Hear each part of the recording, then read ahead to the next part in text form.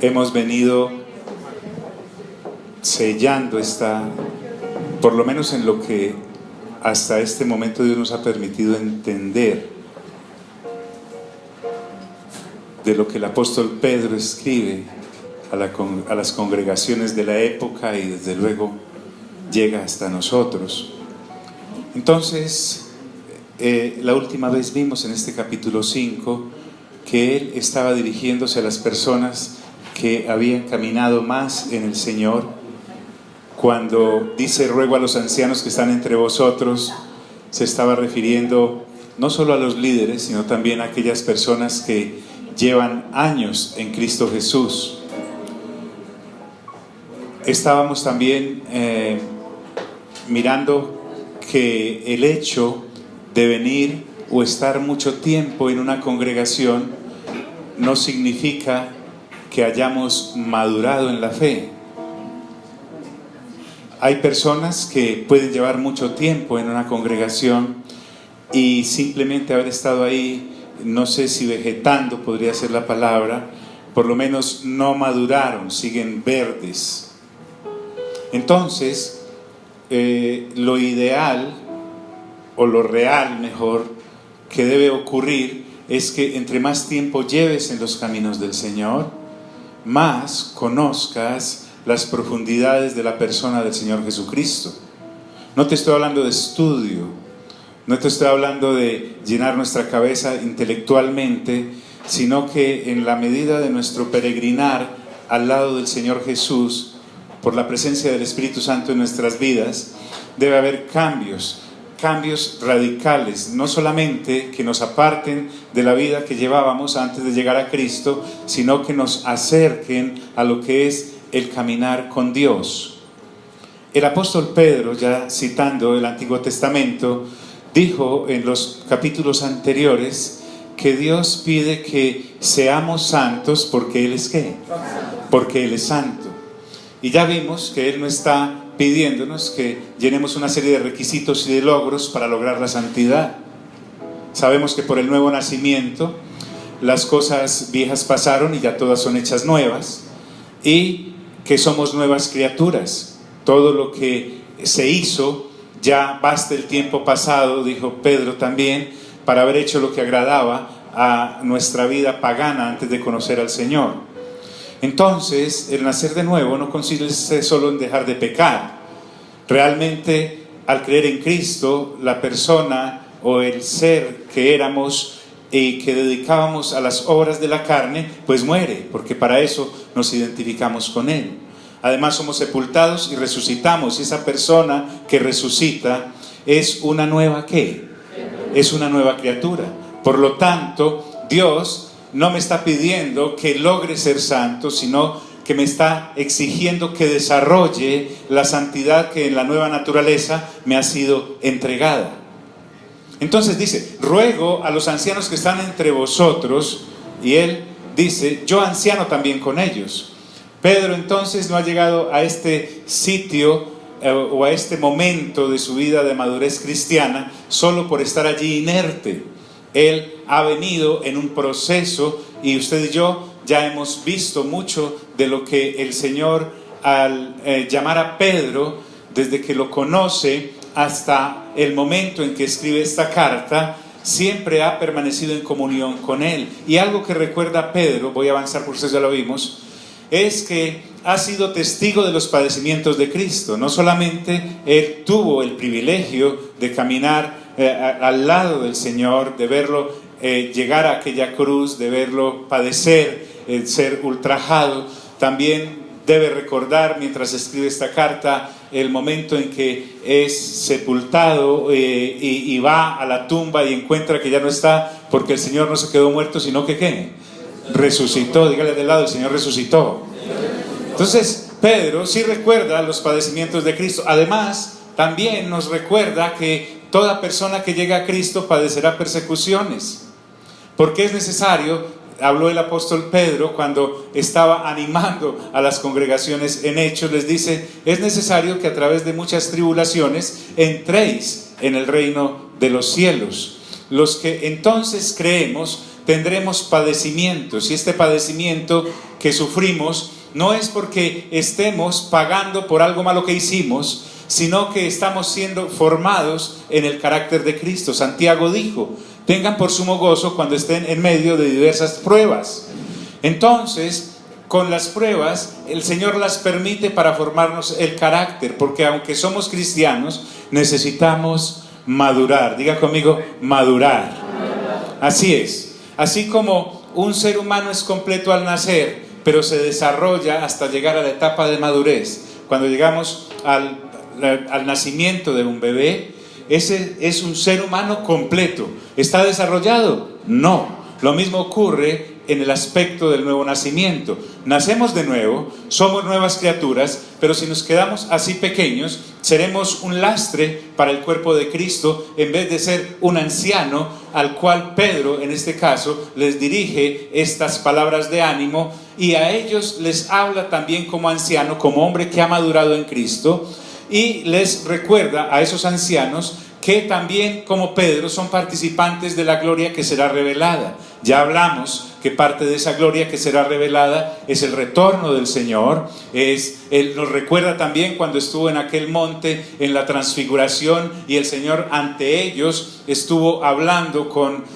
Moisés y con Elías. Pero también es testigo de la resurrección, y recuerde que si Cristo resucitó, nosotros también resucitaremos. Entonces, a esas personas que a propósito están siendo perseguidas, capítulo 1, les dice que apacienten o vayan a apacentar la grey de Dios. Es decir, las personas que más tiempo llevamos en el Evangelio tenemos la obligación como ancianos en la congregación donde Dios nos haya colocado de llevar a la madurez a aquellos que han nacido de nuevo. Esto no es obligación de un grupo de personas, un staff lo llaman hoy, que estudian y a los cuales les pagamos para que nos cuiden. No. Estamos hablando del cuerpo de Cristo que se va desarrollando y se va nutriendo a través de la función que cada miembro tiene, hasta que todos alcancemos la estatura de la plenitud de Cristo en cuanto a carácter. Entonces, les recuerdo, el hecho de que una persona lleve años, docenas de ellos, en este caminar, no implica que sea un anciano. Puede ser una persona añeja y vieja de estar en los pasillos de las congregaciones, pero tal vez inmadura y que no aporta hacia la madurez de los que ya nacieron de nuevo y son más jóvenes, sino que es un lastre. Mira al de lado, dígale, ay. Entonces, ¿qué es apacentar la grey de Dios? Ya explicamos que es de Dios, no es nuestra, y debemos cuidar de ella. Entonces, aquellos que ya hemos caminado en el Señor, usted puede encontrar una pareja en Hechos de los Apóstoles. Ella se llamaba Priscila y él se llamaba Aquila. Eran personas que podían, cuidando la grey del Señor, cuando un hombre ferviente o fervoroso en predicación llamado Apolo está predicando, ellos notaron que estaba predicando, que tenía ánimos, que era poderoso, que era fogoso, pero no conocía sino hasta el Evangelio de Juan. Ellos, llamándolo aparte después de una manera muy educada, le dijeron: venga, Polito, hablemos. Resulta que, cuéntenos a usted de qué conoce del Señor. No, yo no conozco sino hasta el Evangelio de Juan, hasta el bautismo de Juan. Y de ahí le explicaron el resto para que pudiera seguir predicando bien. Estamos hablando de esa clase de personas. Estamos hablando de hombres como Agabo, que era un profeta en Hechos de los Apóstoles y podía dirigir los pasos de la congregación, anunciándole inclusive a Pablo que iba a ser apresado cuando llegara a Jerusalén. O pudo profetizar que habría un hambre tremenda, la cual efectivamente ocurrió en tiempos del emperador Claudio. O podemos encontrar las hijas de Felipe, que eran profetisas y animaban a la congregación. Entonces, eso es ser anciano. Diga conmigo, anciano. Entonces debemos cuidar de la gente, no por fuerza, o sea, a la brava, como algo gravoso, hecho de mala gana, sino de manera voluntaria, porque con gozo recibimos la asignación de Dios aún a riesgo de nuestra vida biológica, que a propósito por eso Él acaba de decir que seremos participantes de la gloria venidera, porque está hablando de la resurrección. Nosotros ya no tenemos ese ladrillo atravesado acá, esa varilla acá en nuestra mente, a la cual nos han hecho temerle a la muerte. No, nuestro buen Señor Jesús venció la muerte. No solamente venció la muerte eterna porque íbamos al lago de fuego y azufre, sino que venció la muerte física al resucitar de entre los muertos. Y Él es la primicia de la resurrección, y nosotros, que somos el resto de la masa, estaremos juntamente con Él para siempre. Diga conmigo, para siempre. Entonces, tampoco debe cuidarse la gente por ganancia deshonesta, sino con ánimo pronto, no como teniendo señorío sobre los que están a nuestro cuidado, sino siendo ejemplos de la grey. Y entonces, cuando aparezca el príncipe de los pastores, el Señor Jesús, los que hayamos hecho esa labor, dice, recibiremos la corona incorruptible de gloria, es decir, la vida eterna. Además de la vida eterna, seguramente galardones, pues para algo estará el tribunal de Cristo, para evaluar la obra que hicimos después de haber nacido de nuevo, si vivimos nuestra vida conforme a el fruto del Espíritu, a las obras de la carne. Seguramente muchos sufrirán pérdida y serán salvos como pasados por el fuego, y otros el Señor les dirá, bien han hecho mis hijos y mis hijas fieles, vengan, tomen parte del reposo en el Señor. Mientras que a los ancianos, entonces, Dios les da la tremenda responsabilidad de apacentar y dirigir a los nacidos de nuevo jóvenes, no solamente jóvenes en cuanto a edad biológica, sino jóvenes en cuanto a nacimiento. Nos corresponde entonces estar sujetos. A ambos hay responsabilidad. Mientras el uno dirige, el otro se deja dirigir. Deben ser sujetos a esos ancianos de una manera sumisa.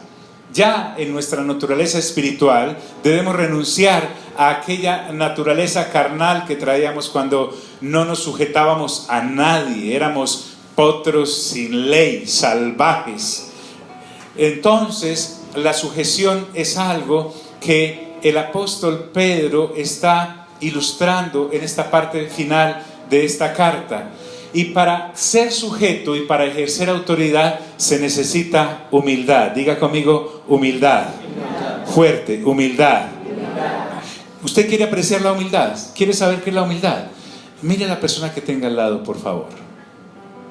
Es el reflejo mismo de la humildad. Mírenlo, por favor. Si yo quiero saber qué es la humildad, con mirar a otro creyente debería bastarme. No la debo buscar en el diccionario, no la debo buscar en alguien que admire, la debo buscar en los que conmigo caminan en este trasegar cristiano. Entonces, la humildad es como una especie de pegamento eterno que nos une para poder caminar juntos esta vida que mientras llegamos a la presencia eterna de Dios. La humildad es el sello del carácter de Cristo. Cuando Pablo está escribiendo a los filipenses, les dice, ojo, tengan cuidado, capítulo 2, haya en ustedes el mismo sentir que hubo en Cristo Jesús, el cual, siendo igual a Dios, siendo Dios, no estimó eso como cosa a que aferrarse, sino que se hizo hombre, y en la calidad de hombre se hizo siervo. Eso se llama humildad. Es la capacidad de servir a pesar de mi rango, sin perder la dignidad o creyendo que soy menos. El Señor Jesús lo ilustró de esta manera cuando varios de sus discípulos le preguntaron quién sería mayor en el reino, y Él les contestó, entre ustedes el mayor será el que más sirva. En la empresa donde usted trabaja o en la empresa que usted dirige, les han enseñado metodologías en las cuales entre más arriba, más servidores tienes. En el colegio, en la universidad, en la guardería, en tu hogar, te han enseñado que entre más personas obedezcan tus órdenes, eres más grande. Bien, pues acá el Señor Jesús dice que el más grande entre nosotros es el que más sirve, desde las cosas elementales como colocar una silla hasta las cosas grandes como predicar el evangelio. El servicio es la clave. Entonces, para hacer eso necesitamos revestirnos de humildad. Estamos en una sociedad en la cual a la persona que sirve se le mira como esclava, pero hemos entrado al reino y resulta que la persona que sirve entre nosotros es el mayor. Mira al del lado nuevamente y dígale: ahora sí entiendo tu manera de ser, ¿no? Sí, con razón. Traslade eso a la casa. Evalúelo entre usted y su mujer, usted y su marido. ¿Quién es el que más sirve? Es el privilegio cuando usted ve el lavaplatos lleno de platos y usted todos en la casa discutiendo y peleando por lavarlos. ¿Aló? Cuando usted puede ver los pisos en su casa y dice: ¿dónde están las trapeadoras? Usted mantiene trapeadora y escoba. Parece que yo barro con la trapeadora. Entonces, ¿me estoy haciendo entender, hermanos? Es que es muy distinto, tenemos que cambiar la manera de pensar. Y entonces dice: porque Dios resiste a los soberbios. Les decía en otra ocasión que a Dios se le alborota, le da alergia.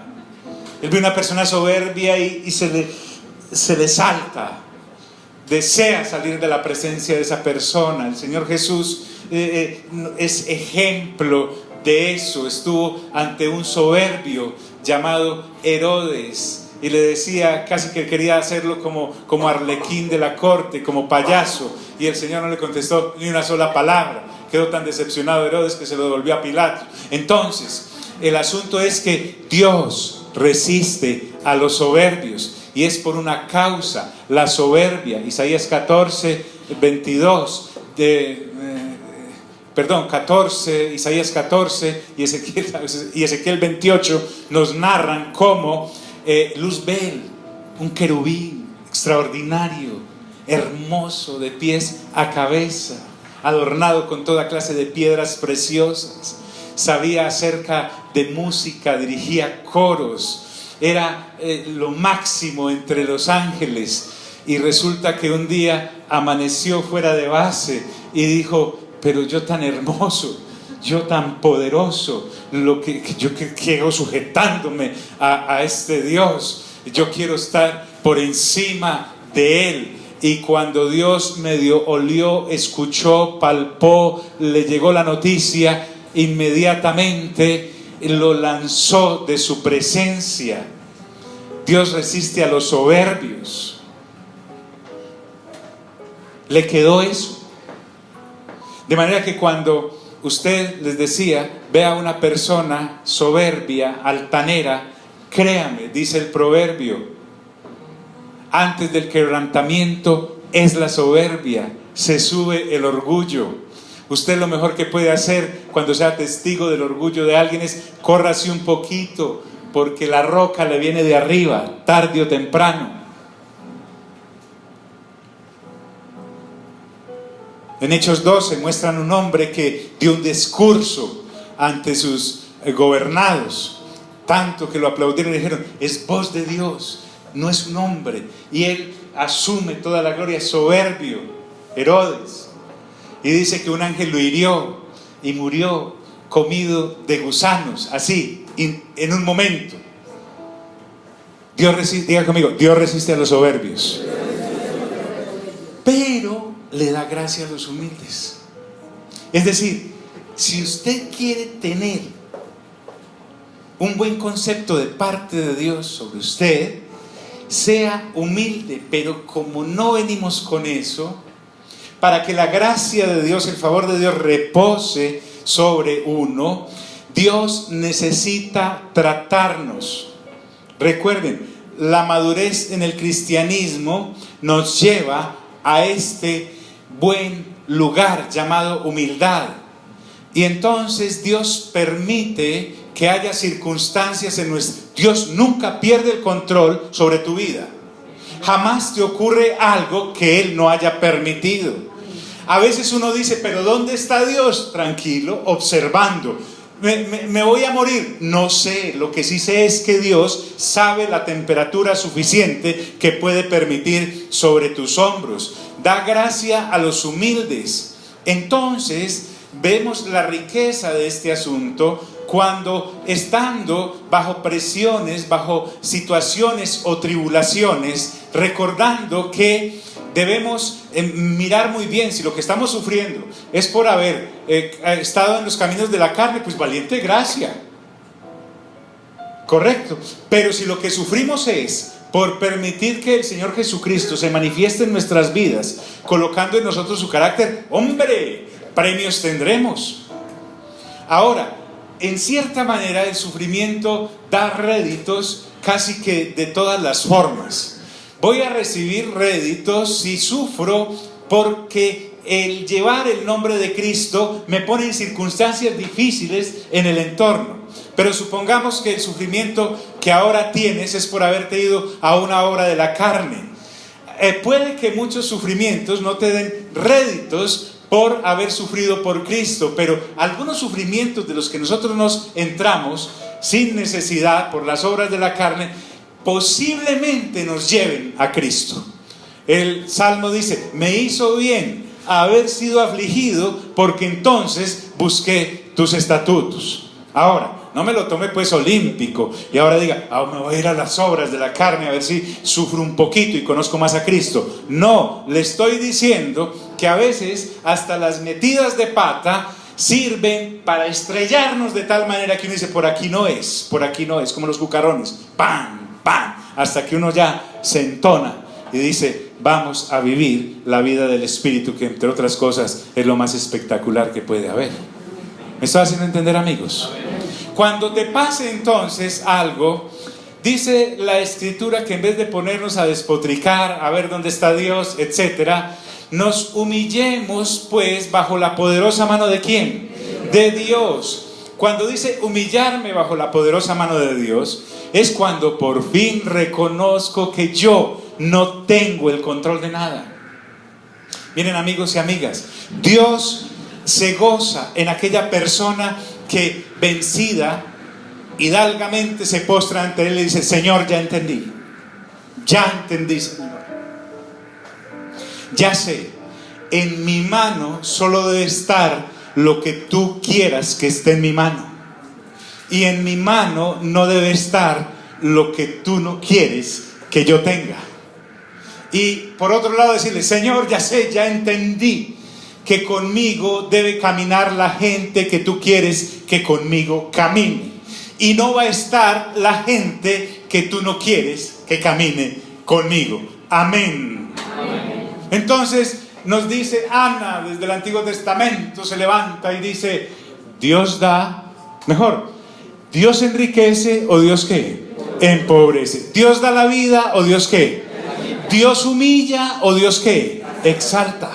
En eso, dijo esa señora, tan buena fue la oración que María, cuando es visitada por el ángel y después va donde Isabel, su parienta,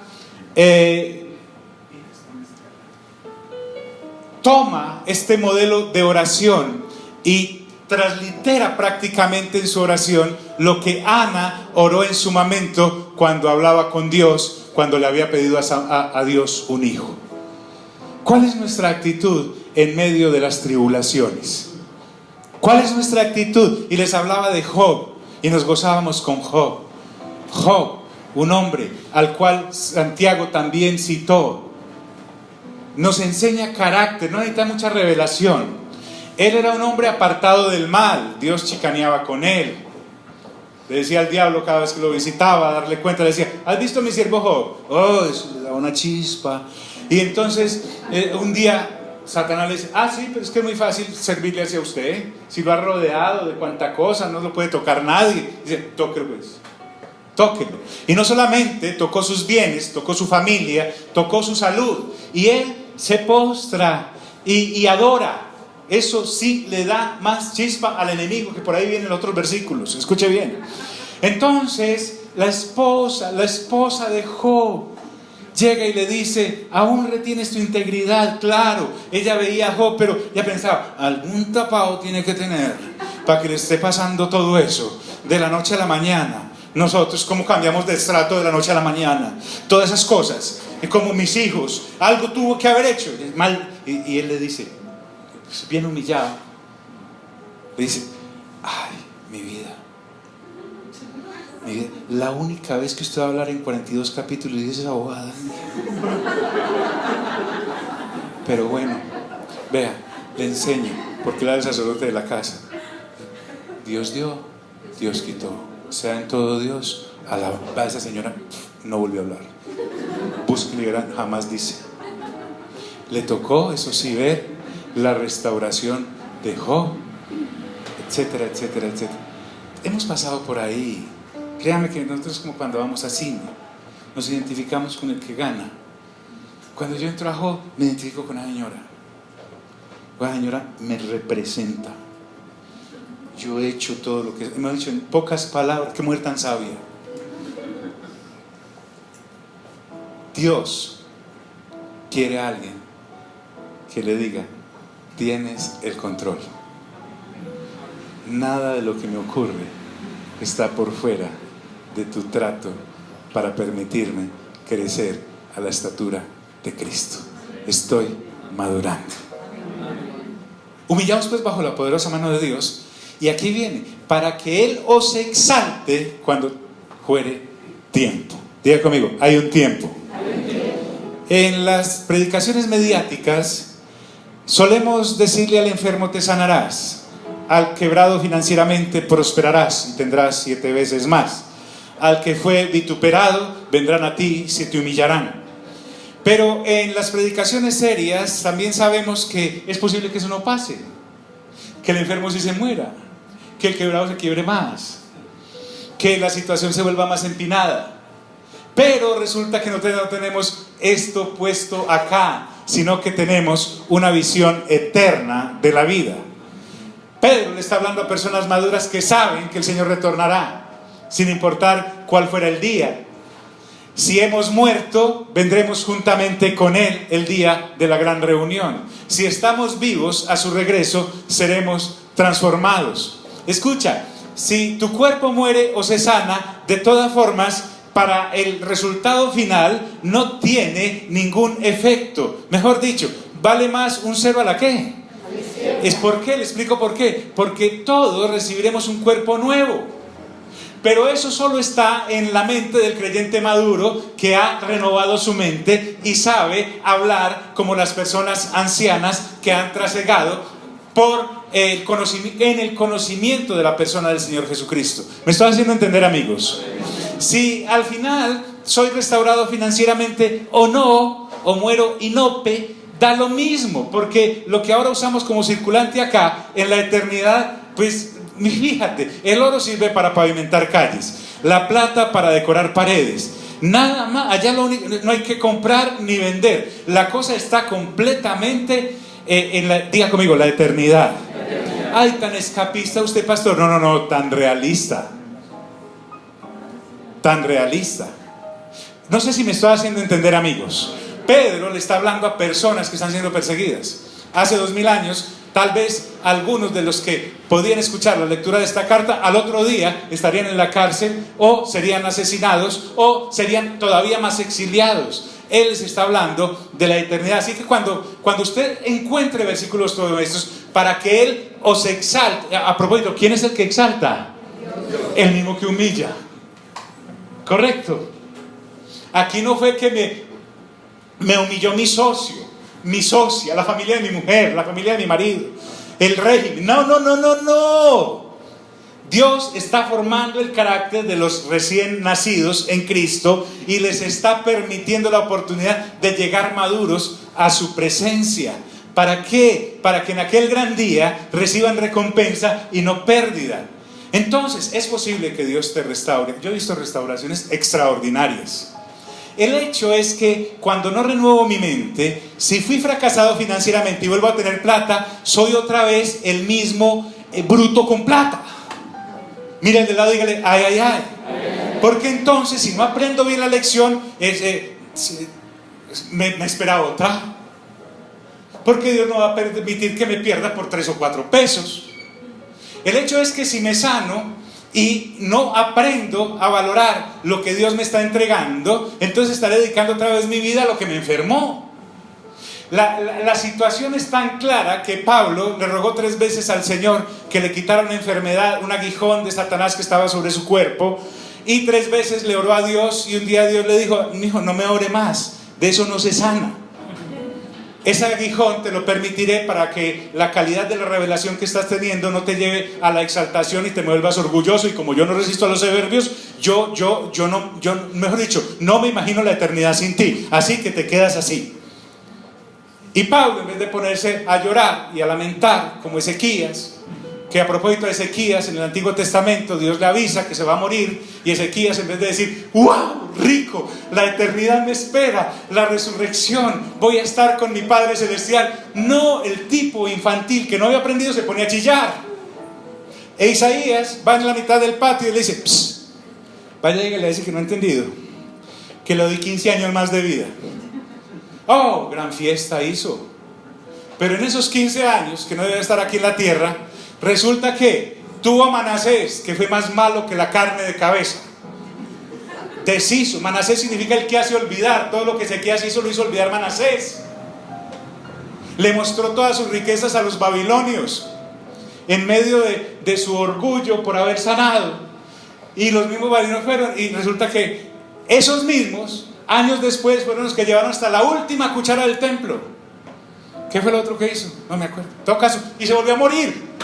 Entonces, el asunto es que nosotros necesitamos saber que cuando Dios habla de exaltación, es porque está hablando que podemos llevar con altura el carácter de Cristo en nuestra vida. Y ya podemos decir, ya no vivo ¿quién? Yo, ¿vive quién? Cristo en mí. De eso se trata. ¿Están aquí mis amigos? Bueno, recuérdeme a dónde es que tiene que usted mirar cuando se trate de ilustrarse usted mismo la humildad. ¿A quién debe mirar? Su mujer. ¿La mujer debe mirar a quién? Al marido. ¿El marido debe mirar a quién? ¿Los hijos deben mirar a quién? ¿Y los papás deben mirar a quién? ¿Y aquí en la congregación? Muy bien. Que uno diga, qué cantidad de Señor, no, es que si no, para que Él os exalte cuando fuere tiempo. Hay una cosa que se llama ansiedad. El mundo vende pastillas para esto, para la ansiedad. ¿Qué estás tomando? No, una pastillita que me merma el... ¿cierto? O que me sube el... ¿Ha hablado con personitas así? Tal vez. ¿Sí? Soy tan ansiosa. No, es que no puedo. Es que estoy tan ansioso. Mire la solución para el creyente. ¿Sí? Estamos hablando para el creyente. Echando el 10%. El 99% pues. Toda, ¿qué? Vuestra ansiedad ¿sobre quién? Sobre Él. Escuche lo que le voy a decir. Créame, usted puede poner cara de muy preocupada y usted de muy preocupado y creer que con eso agrada al Señor. Pero cuando usted y yo por dentro estamos en esas, le estamos dando una bofetada a Dios tremenda. Porque la idea de Dios es que la preocupación es desconfianza de su perfecta voluntad sobre nuestras vidas. Y resulta que la preocupación es decirle a Dios, vea, de todas formas usted como que está muy ocupado, yo voy a hacer algunas cositas de cuenta mía. Y entonces eso delante de Dios se llama arrogancia. Cuando Dios ve a un hijo que dice, yo soy capaz de llevar mercado a la casa, yo soy capaz de ganar esa, yo soy capaz de, mejor dicho, cuando Dios no sale me manda a mí, usted dice eso es arrogancia. Cuando yo no he hecho toda mi ansiedad sobre Él, que significa saber que Él tiene el control y me exaltará a su debido tiempo si quiere aquí en la tierra y si no en la eternidad para siempre, es decirle a Dios: Dios, créame, qué pena con usted, creo que usted no puede cuidarme, le quedé grande. Mira, ya dígale, ay, ay, ay. Entonces Dios dice: Dios mío. Sí, pues el Padre es Dios mío. Señor Jesús, ¿qué hay que hacer ahí? Todavía no es el tiempo. No lo podemos exaltar todavía. Entonces Dios me puede exaltar acá, o simplemente apartarme de la vida bios que tengo aquí entre ustedes y llevarme a su presencia y decir: ya, está bien acá, como hizo con Enoc.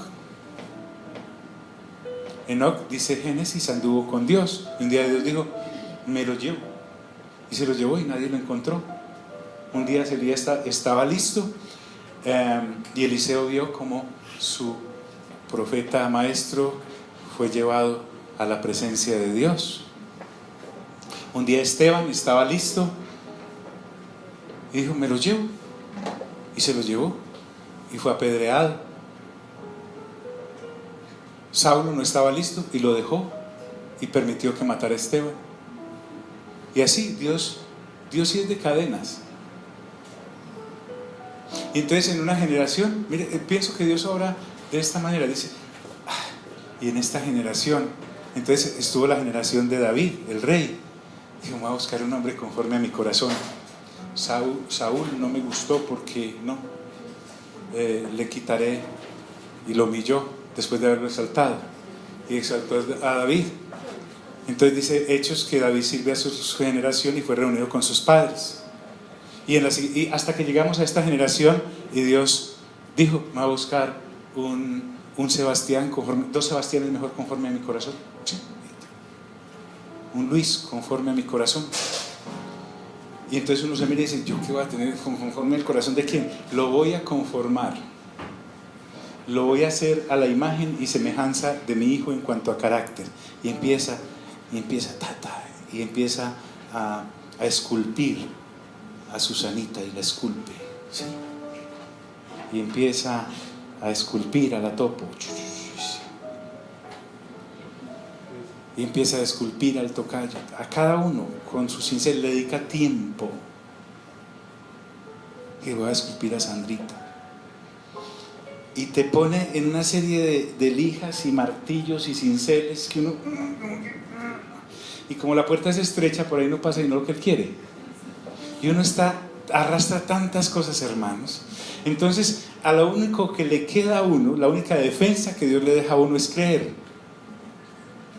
Porque, a propósito, lo único que nosotros podemos brindarle a Dios y que a Él le agrada es nuestra fe. Que le conozcamos.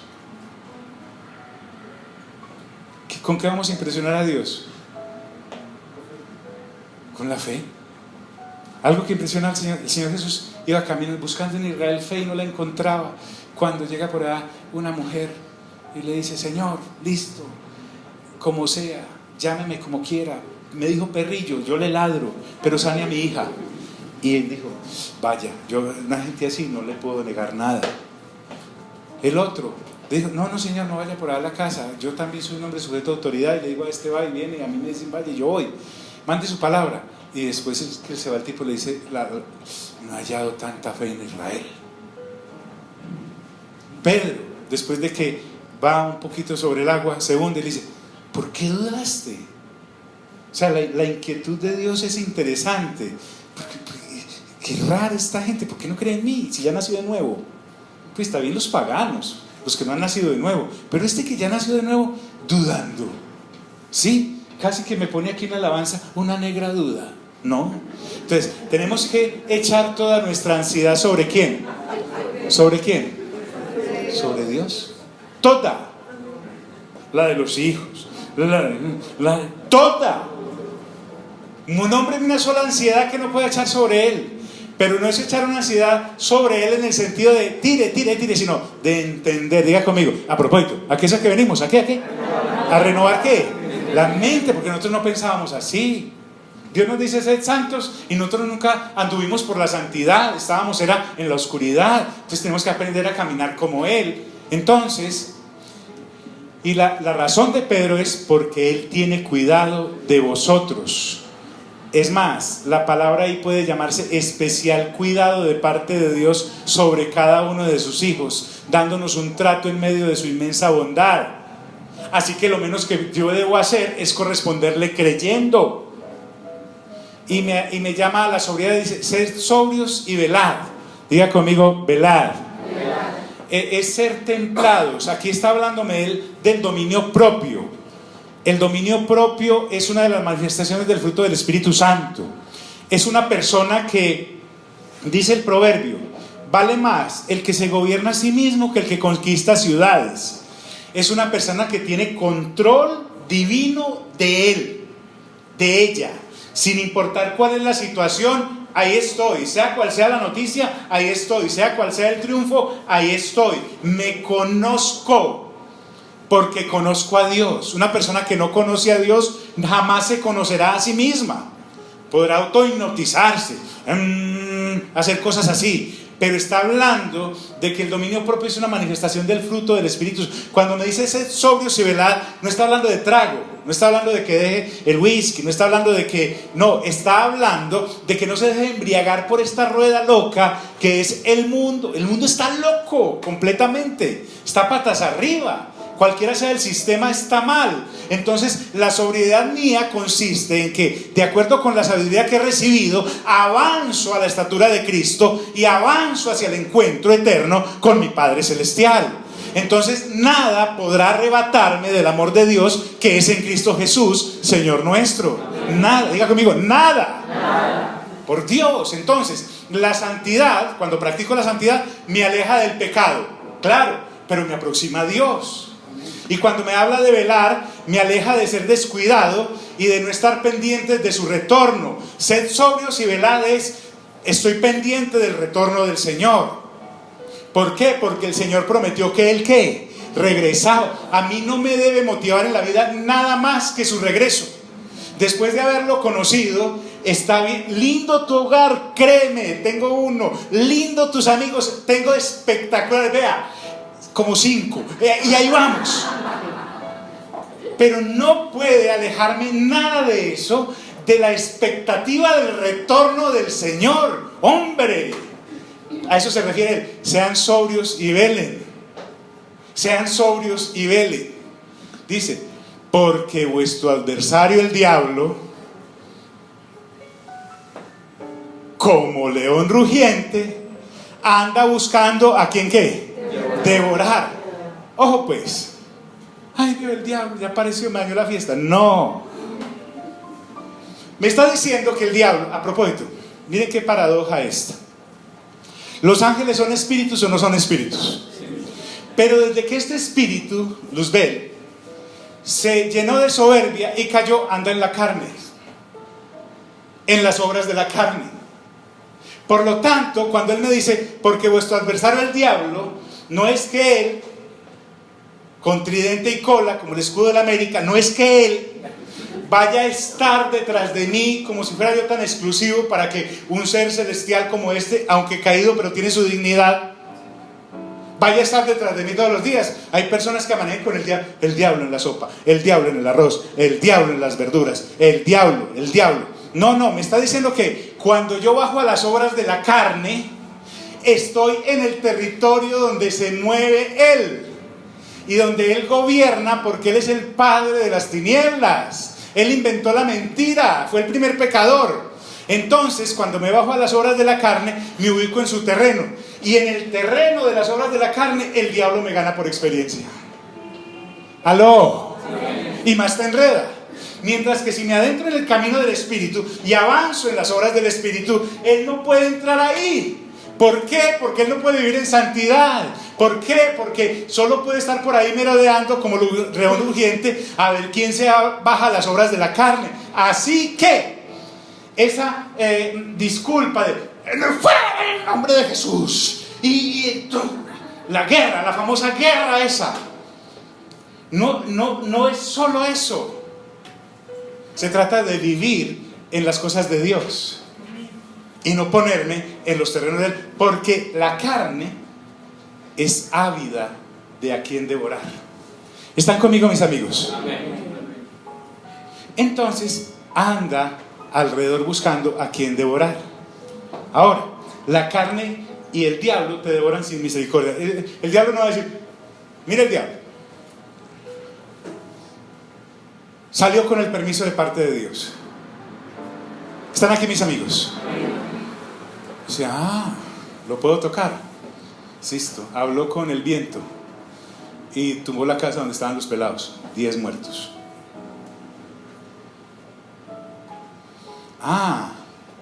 Se metió en las mentes de los ladrones y le robaron hasta la última cabra. De alguna manera hizo que se enfermara. Estoy hablando de Job, ¿correcto? Pero resulta que Job jamás se bajó a la carne, sino que decidió ir a adorar y maduró de una manera extraordinaria.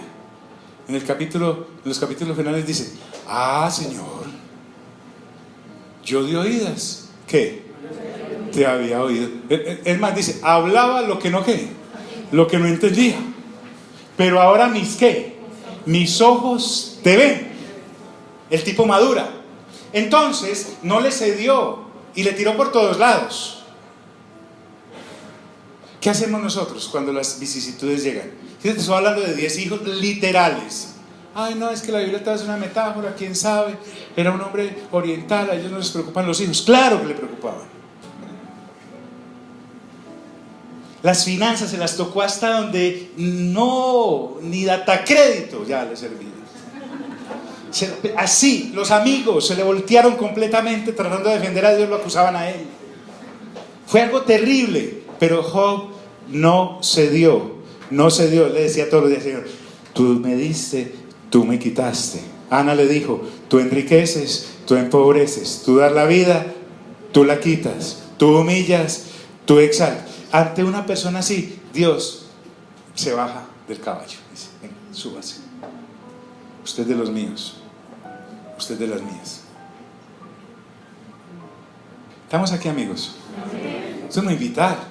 Entonces dice, al cual, al diablo y a sus obras, resistid firmes ¿en qué? En la fe. No deje de creer. Es que nosotros tenemos mucho para creer. No se resisten las pruebas en nuestras fuerzas, se resisten en la revelación de la fe. Es ser posicionados en su gracia y en su santidad. Y hay algo que me debe llamar la atención, y es que yo no soy el ombligo del cuerpo de Cristo. No. Dice, sabiendo que los mismos padecimientos se van cumpliendo en vuestros hermanos en todo el que. Esa cosa de que esto no me pasa sino a mí, claro, yo sé que lo que te está pasando a ti es terrible, pero no eres la única persona pasando por dificultades. Pero es que usted, además dice que en todo el mundo, usted está, mi hermano, muy afligido por lo que le está pasando en este momento a usted aquí en este pueblito minúsculo llamado Medellín. Pero usted no le sabe lo que le está pasando a un hermano en Cristo que usted no conoce, pero que sí existe por allá en Rusia, en los confines de Tasmania, por allá adentro, en una tribu donde llegó el Espíritu Santo y tocó a algunos de los hermanos indígenas. Usted no se alcanza a imaginar eso. Lo que Dios quiere decirte es, hey, tranquilo, en la formación del carácter todos estamos en la misma universidad. Pues ese cuento de que, ¿quién nos volviera a la iglesia de los Hechos de los Apóstoles? Mi hermano. Pero por favor, Dios lo puso acá. ¿Se equivocó?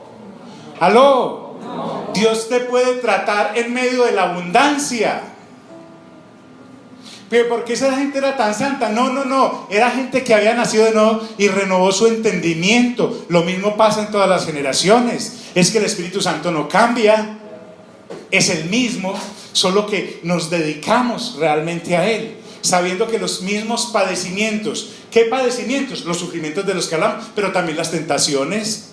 O sea, la tentación no va a desaparecer, pero vas cogiendo músculo para resistir. La tentación no va a desaparecer, las pruebas tampoco. Cualquiera sea su origen, las pruebas que te están ocurriendo te ocurren a ti, pero no solamente a ti. Mira, dígale, ya entiendo. ¿Sí? ¿Usted cree que usted es el único que se ha quebrado? No. ¿Cree que es el único que se ha enfermado? ¿Usted cree que usted es el único que se le ha ido un pariente? ¿O dos, o tres, o cuatro, o cinco? No, hay muchos más, créanme. Pero ese no es el consuelo no es el sufrimiento. Es que estamos esperando ¿su qué?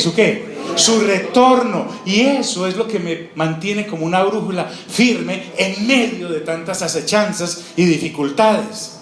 Pero si no maduro, repito. Entonces dice que se van cumpliendo en vuestros hermanos. Son cosas comunes a todos, los que son hijos e hijas de Dios, en todas las épocas y lugares donde se levante el testimonio de la fe. Entonces, no es que Dios me olvidó, es que Dios me tiene muy presente cuando permite que cosas me ocurren para que el carácter de Cristo aflore en mí. Sobra recordar que a mí el sufrir no me hace santo. No. A mí lo que el sufrimiento hace es pulirme y quitarme una cantidad de escoria que hay en mi vida que yo considero un tesoro. Realmente nos hemos rodeado de tantos sentimientos y formas de ser que a la vida del espíritu son baratijas. Y entonces Dios necesita hacernos entender. ¿Por qué? Porque no es ponerme en la autoconmiseración, en la autolástima, porque eso es pecado. El decir pobrecito, pobrecita de mí también es pecado, porque realmente si yo estoy centrado, Dios me está formando. Entonces, el asunto de autoconmiserarme es de origen diabólico, porque me quita el enfocarme en el eterno Dios al enfocarme en las circunstancias difíciles. ¿Me estoy haciendo entender, amigos? Esto es esencial. Se van cumpliendo en vuestros hermanos por todo el mundo. Entonces, dice Pedro, no, dejemos ahí. No hay afán. Póngase en pie y vamos a orar.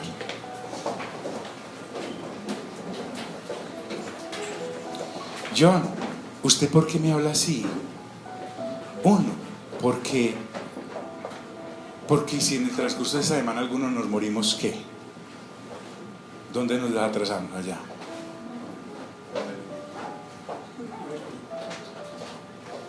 Sí. Y si yo me muero y me voy, les quedo debiendo. Entonces no, hay que soltar la revelación de la palabra así, como es. Lo que pasa es que estas cosas no las veíamos cuando en la Biblia andábamos buscando carro, casa, beca, esposa, marido, mujer, triunfos, que gane por fin. No. Entonces el asunto se va ganando, me alegro, mano. Dios lo levantará a su debido tiempo. Ah, Jesús. Pero no nos podemos quedar debiendo nada. En la escritura está todo, ¿sí? Por eso veíamos lo del buey joven y lo del buey viejo. Créame, necesitamos hacer congregaciones con ancianos, gente madura, que tome a los creyentes jóvenes y cuando se va a hacer el arado, cuando se está educando a un buey joven, lo ponen al lado de un buey grueso, fuerte, educado. De manera que este buey, como les decía, empieza a mirar para la izquierda o para la derecha y va a ir, pero no puede porque el peso de este buey lo sostiene ahí en el arado recto. ¿Me hago entender?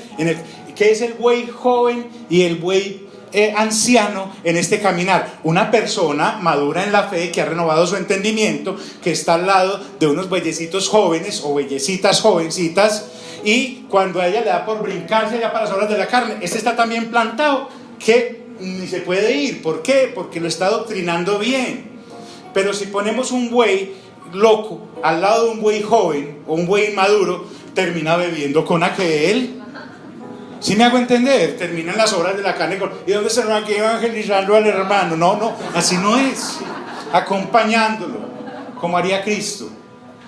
De eso se trata. Si no, nos vamos a quedar eternamente inmaduros. ¿Qué hacemos? Una cantidad de gente gritando y brincando y después descontrolados.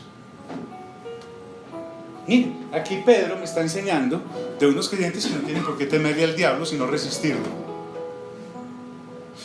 Un creyente inmaduro, joven. Ay, yo creo que el diablo me está persiguiendo, hermano. Es que es el diablo, es el diablo. Un creyente maduro. Venga, lléveme dónde está. Hasta aquí. El Señor te reprenda. Estás hablando con un hombre que ha madurado a la estatura del arcángel Miguel, que te dijo: el Señor te reprenda. Usted verá qué hace con Dios. A mí me deja quieto, yo ando en santidad. Estoy renovando mi mente. Usted está vencido, en la cruz del Calvario fue exhibido, Colosenses capítulo 2. Usted fue lanzado de la presencia de Dios, Isaías 14, Ezequiel 28. Usted es el acusador de los hermanos, pero también fue arrojado, Apocalipsis capítulo 12. Es que ni para pelear un cuerpo usted sirve, porque resulta que Miguel se lo ganó, se le robó el cuerpo de Moisés, Judas. El diablo ve a alguien y dice: no, vamos para otro lado. Si me estoy haciendo entender, si es que baja, pero a veces hasta con un espíritu de gotera. Usted sale corriendo porque hay una gotera en la casa. ¡Ay, se me va a caer la casa! Hermano, no. Necesitamos madurar. Es necesario madurar. Pero no es como los aguacates que uno lo mete en periódico. Dios lo coloca a uno en las pruebas y en las tribulaciones. Permite que eso ocurra, a ver si uno despierta, si madura, vamos para la eternidad. No sé si me estaba haciendo entender, hermanos. ¿Estamos claros? Muy bien. Diga conmigo: Padre Celestial, gracias por tu palabra revelada.